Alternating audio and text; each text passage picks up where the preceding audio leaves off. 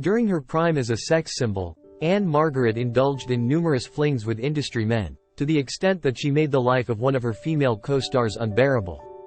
How did she manage this?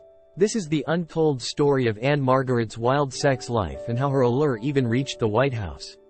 Despite Anne Margaret experiencing 8 decades, none were as iconic as the 60s.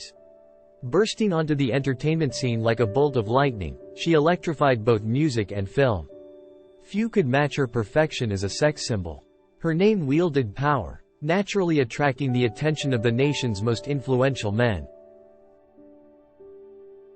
Initially starting as a singer at RCA Victor, Anne Margaret possessed a sultry contralto voice that captivated audiences long before they glimpsed her appearance. Later, she enlisted the Jordanaires, renowned for backing Elvis Presley, in her albums. This led to inevitable comparisons between Anne Margaret and the King of Rock and Roll, hinting at a legendary Hollywood romance.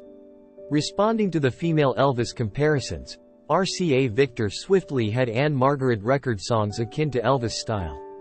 Within a year, she earned a Grammy nomination for Best New Artist, showcasing her ability to win hearts nationwide solely through her talent.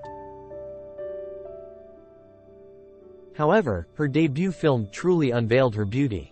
While Anne Margaret initially appeared in Frank Capra's Pocketful of Miracles alongside Bette Davis, it was the 1962 remake of the musical State Fair that propelled her to stardom.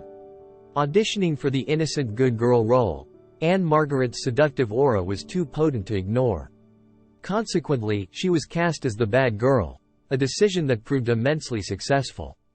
Though the film achieved moderate success, the true triumph lay in Anne Margaret's portrayal, solidifying her status as a Hollywood sensation.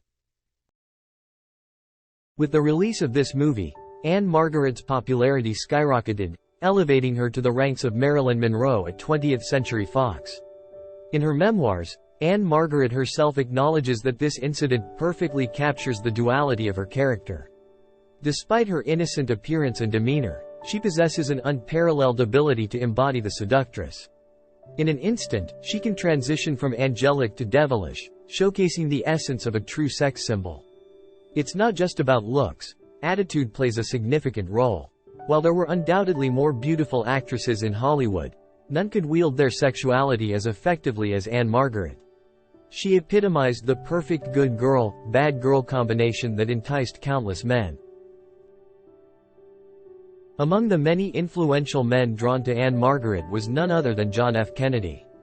Despite being the nation's most prominent political figure, JFK had his ways of pursuing his desires with women. Although JFK's political reputation remained intact, his infidelity was an open secret, often exposed by tabloids and gossip columnists. One of his high-profile affairs was rumored to be with Marilyn Monroe, who famously sang him Happy Birthday in her iconic dress. Interestingly, Anne Margaret also performed at one of JFK's private birthday parties, singing the same tune. However, the most significant name romantically linked to Anne Margaret was Elvis Presley. When Elvis embarked on filming Viva Las Vegas, he viewed it as another commercial venture orchestrated by his manager, Colonel Tom Parker. Little did he anticipate that he would encounter the only woman capable of rivaling him. Off-camera, Anne Margaret and Elvis began a romance fueled by both physical attraction and a deep emotional connection. Anne Margaret described Elvis as her soulmate, understanding each other's struggles with fame and success. On screen, their chemistry was palpable, with Anne Margaret's captivating smile and spirited demeanor bringing out a new side of the king. Despite Elvis being engaged to Priscilla at the time, their bond persisted, with the adage "what happens in Vegas stays in Vegas" serving as a testament to their passionate affair. Yet, their romance faced significant obstacles. The first threat to their epic romance, as mentioned, was Priscilla, but the second was Colonel Tom Parker. While Colonel Tom's manipulation of Elvis is well known, few realized the extent of his paranoia regarding the king's relationships. He wasn't concerned about Elvis' romance with Anne Margaret. Rather, he feared she would overshadow him and become a bigger star through her association with Elvis. Consequently, he took steps to limit the impact of the movie they starred in together, ensuring that none of the songs they recorded were commercially released until years after Elvis' death. This interference undoubtedly impacted Anne Margaret's career trajectory, diverting it from what it might have been, especially considering the downturn her career took later on.